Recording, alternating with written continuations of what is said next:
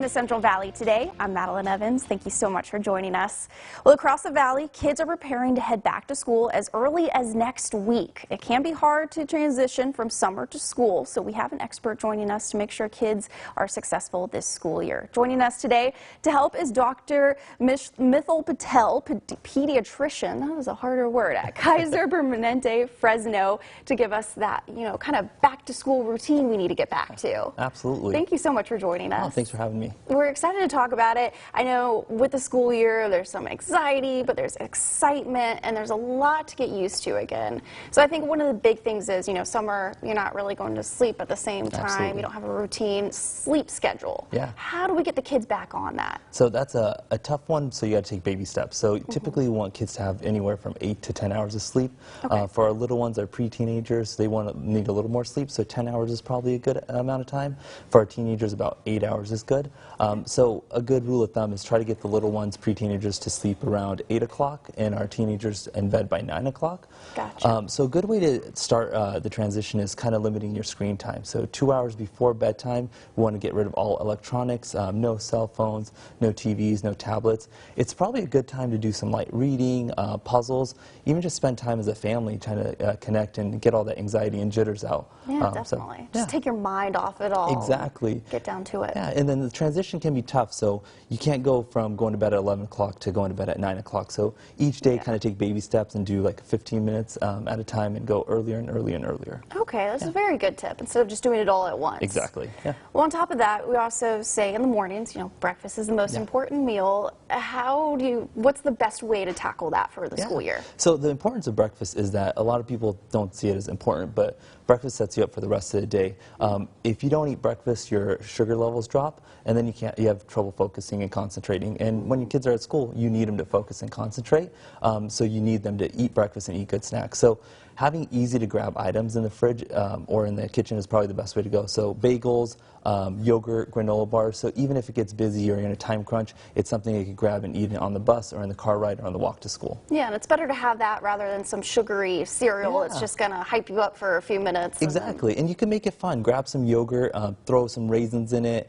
If it's a Friday and they've had a really tough week, throw some chocolate chips in it. Make it fun for the kids. I love that. Yeah. A little balance there. It doesn't have to all be super healthy. Exactly. Well, lunch-wise, I know not everyone packs their lunch, but if you are, what are some of those items that you really want to make sure they have for the day? So it's just like any other meal. You need it to be very balanced. So you want to grab something with carbs, so a sandwich is always good, either with some deli meat, a PB&J, or even something unique like peanut butter and banana sandwich.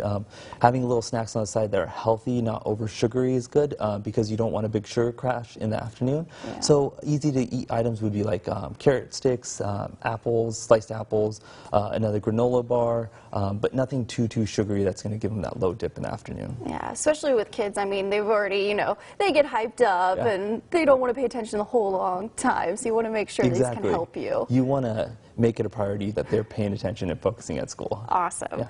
Well, on top of that, it's also a lot of pre-planning when you're talking about scheduling and putting things out beforehand. How can that help a kid? So I think the 2 hours that you're taking time away from screen time before bedtime is a good way to mentally prep. Kind of asking them, did you finish your homework? Are there any tests we need to study for? And kind of helping them go through that. Also just simple stuff like getting their clothes ready, figuring out what they're going to eat for lunch the next day. It decreases the anxiety early in the morning. So in the morning when they're waking up, it's just calmly getting ready, having a stable mind and going to a good school. That's true. It makes a huge difference when you can just get up, take your time, and just get prepared for the day ahead. Exactly. It's like a planned trip versus a chaotic trip.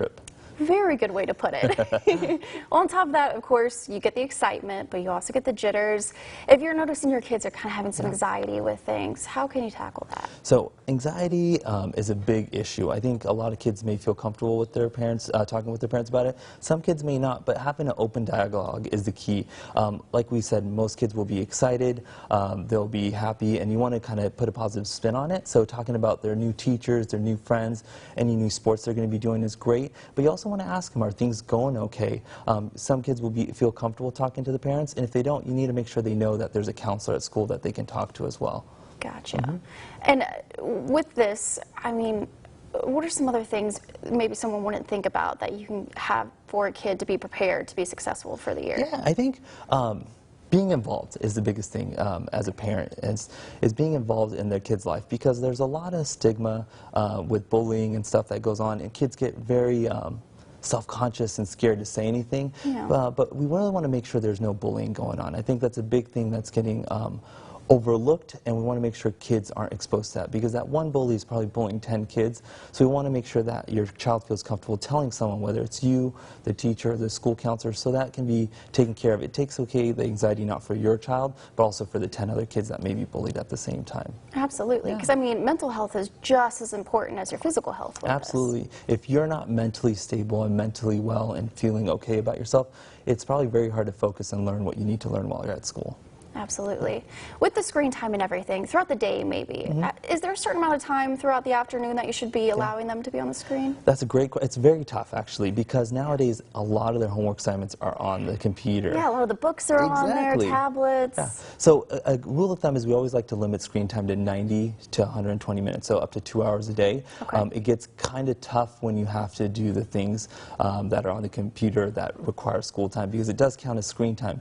So I think you come home, and I think the first thing they should do is do the stuff that requires screen time, so that towards the end of the night they can do things that are more writing, math problems that they can do without screen time. Gotcha. Well, thank you so much for that information. No problem.